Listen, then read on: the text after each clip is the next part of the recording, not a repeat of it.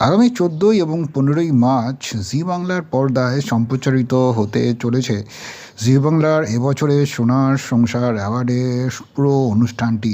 ফলত এই অনুষ্ঠানকে ঘিরে ইতিমধ্যেই দর্শকদের মধ্যে উত্তেজনার পারদ ক্রমশ বাড়ছে। কারণ তাদের পছন্দের অভিনেতা অভিনেত্রীরা, তাদের পছন্দের নায়ক নায়িকারা, যাদেরকে সারা বছর টিভির পর্দায় দর্শক দেখেন এবং ভালোবাসায় ভরিয়ে দেন, তাদের অনবদ্য পারফরমেন্স সেখানে উঠে আসবে এই মঞ্চে। আর একের পর এক ঝলক জি বাংলার অফিসিয়াল পেজের থেকে আনা হচ্ছে। ইতিমধ্যেই একাধিক ধারাবাহিকের নায়ক নায়িকাদের পারফরমেন্স, চোখ ধাঁধানো রোম্যান্স দর্শকের নজর কেড়েছে। আর এবার সেরকমই জি বাংলার অন্যতম জনপ্রিয় ধারাবাহিক এই মুহূর্তে জোয়ার ভাটা। আর এই জোয়ার ভাটাতে সকলেই জানেন যে মুখ্য ভূমিকায় দেখা যাচ্ছে অভিনেত্রী আরাত্রিকা মাইতিকে এবং শ্রুতি দাসকে। আর আরাত্রিকার চরিত্রের নাম উজি, তার বিপরীতে দেখা যাচ্ছে ঋষি অর্থাৎ অভিষেক বীর শর্মাকে। অভিষেক এবং আরাত্রিকার যে রসায়ন ইতিমধ্যেই অনস্ক্রিন বা অফস্ক্রিন যে কেমিস্ট্রি তারা ইতিমধ্যেই তৈরি করে ফেলেছেন, তা ইতিমধ্যেই দর্শকের মন জয় করে নিয়েছে।